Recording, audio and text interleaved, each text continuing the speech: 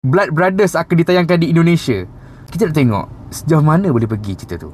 Sebelum ni Sherif dah masuk Indonesia. Memang tak dapat sambutan lah kat sana. Katanya soal promotion, marketing kat sana problem pun semua kan. Tengok Blood Brothers ni macam mana, okay?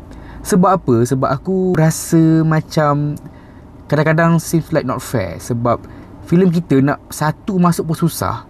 Tapi filem diorang masuk sini berlambat-lambat. Kadang-kadang sebulan tu mesti ada at least satu, dua kan. Mesti ada.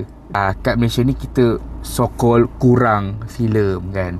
So kena masuk filem diorang. Tapi itulah bila kita nak masuk diorang, ada je masalah tu. Betul, aku faham. Diorang punya pasaran besar, diorang punya filem banyak kan. Diorang sendiri pun berebut antara diorang. Tapi syarikat yang membawa filem tu ke sini tak ada ke inisiatif untuk, yelah kau dah dapat untung dah kat sini, tak ada ke inisiatif untuk bawa filem kita juga ke sana kan. Maybe ada kota ke, kau bawa pasal 3, bawa pasal 1 kan.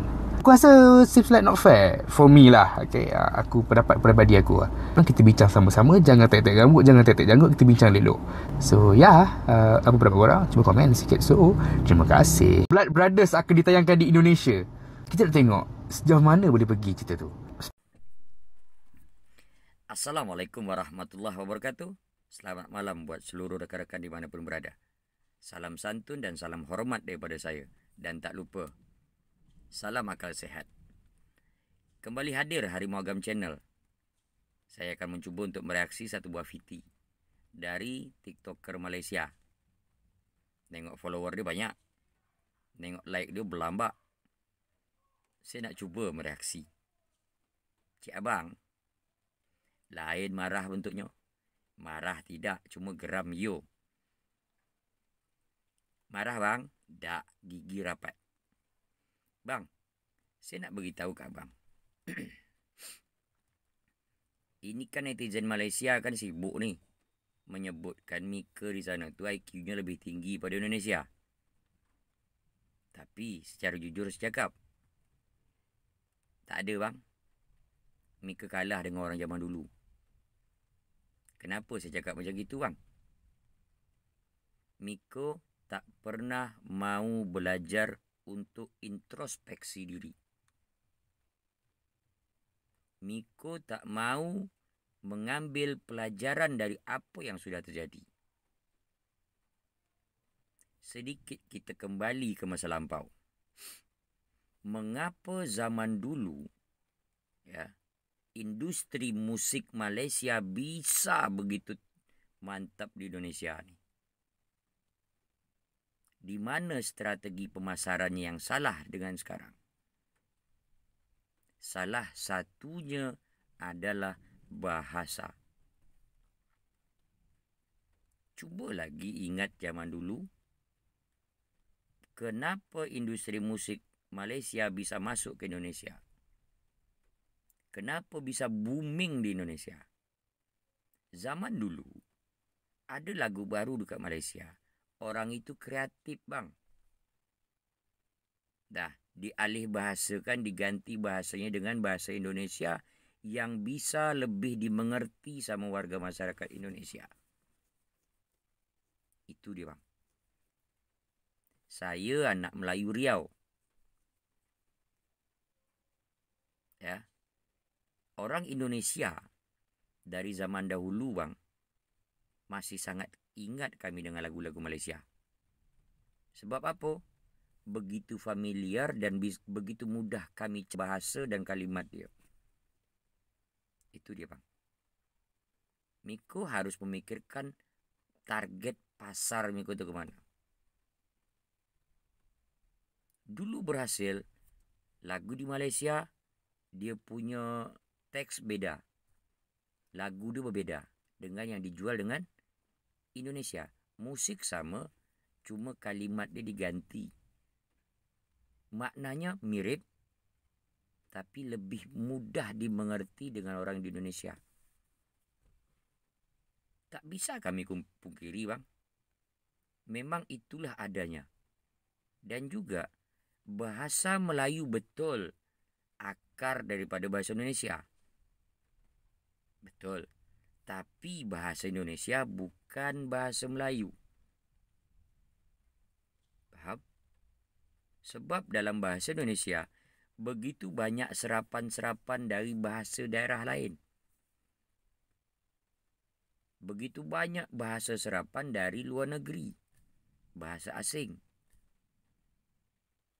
Itu dia bang. Saya orang Melayu Riau. Pergi saya ke Jakarta, ke Jogja, ke Bandung. Saya pakai bahasa Melayu di Riau.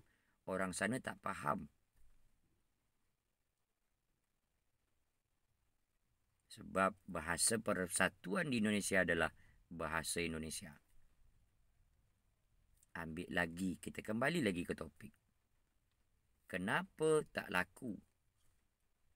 Sebab bagian pemasaran tidak memikirkan untuk mengalih bahasa. Seperti dulu, industri musik Malaysia bisa menjadi raja di Indonesia. Abang tanyalah bang, dengan orang-orang dulu sampai budak-budak sekarang. Siapa yang tak tahu lagu Salim Iklim? Sampai sekarang bang. Eksis, Ekspedisi, Emises. Siapa yang tak tahu bang? Sebab apa bang? Lagu-lagunya itu bang, di Malaysia bahasanya lain. Bahasa Malaysia, Melayu Malaysia. Pindah bawa ke target pasar Indonesia, market dia beda bang.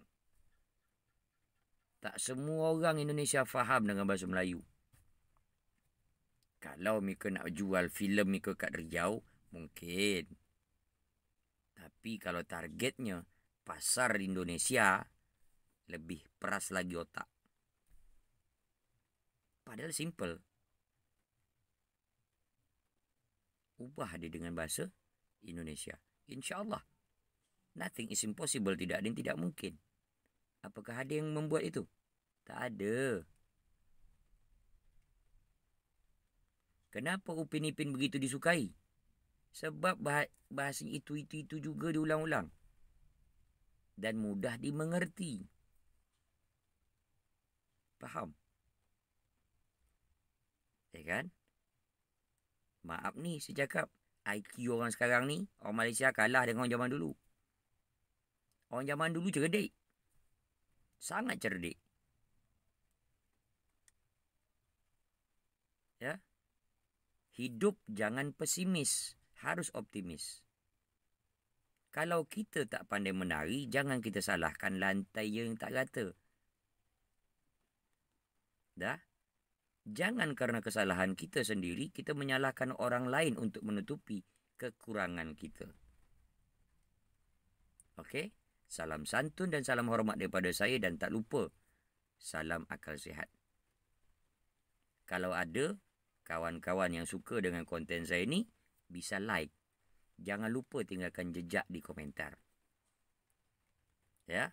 Dan tak lupa subscribe sampai dia berbunyi ting, bunyi lonceng dia. Okey? Tetap semangat. Kita apresiasi apapun usahanya. Tapi jangan salahkan orang karena kesalahan kita sendiri. Assalamualaikum warahmatullahi wabarakatuh.